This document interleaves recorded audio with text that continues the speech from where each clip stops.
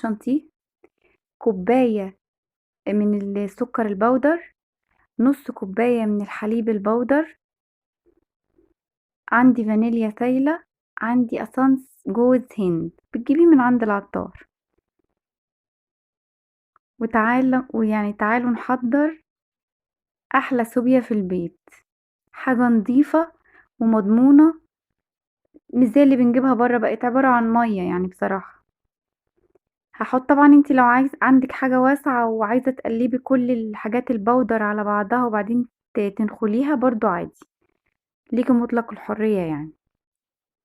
هاحط كله على بعضه هاصفيه عشان طبعًا لو في أي تكتلات والّا حاجة تفُك. هاصفيهم كده في البولة بتاعتي، نزلت دي آخر حاجة اللي هو اللبن البودر،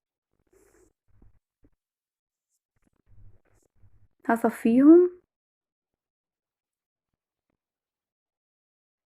أنا كانوا كتير على المصفى، هاحاول بقى أنزّلهم وأصفيهم كده عشان ما يبهدلوش الدنيا طبعًا.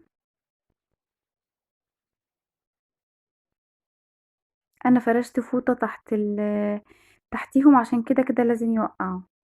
عندي نُص كيلو لبن أو نُص كيلو حليب، النُص كيلو هاحط عليهم معلقتين كبار من الخليط اللي أنا عملته، اللي هو اللبن النيدو والكريم شانتيه والسكر البودرة، قلّبيه كويس وخدت منهم، ده هيبقى عندي جاهز هاعينه بقى لحد يعني كل أمّا أعوز أعمل هاحضّرها. عندي فانيليا سايلة، لو ما عندكيش فانيليا سايلة هتحطي شوية صغيرين خالص زي ما انتم شايفين كده ربع معلقة، لو ما عندكيش فانيليا سايلة حطي فانيليا بس على الحاجات البودر. والأسانس اللي هو جوز الهند، يعني 3 قطرات منه مش أكتر عشان ما يمررش، ريحته تحفة. وبعد كده هتحطيهم عليها، وبعد كده عندك أي حاجة يعني هاند بلندر أي حاجة، أنا ضربتهم في الخلاط وبيكون عامل فوم كده شكله تحفة. وبعد كده صبيتهم في كوبايات، ما فيش أسهل منه، والطعم يعني حكاية. يا رب يكون الفيديو عجبكم، واستنوني في فيديو جديد إن شاء الله. مع السلامة.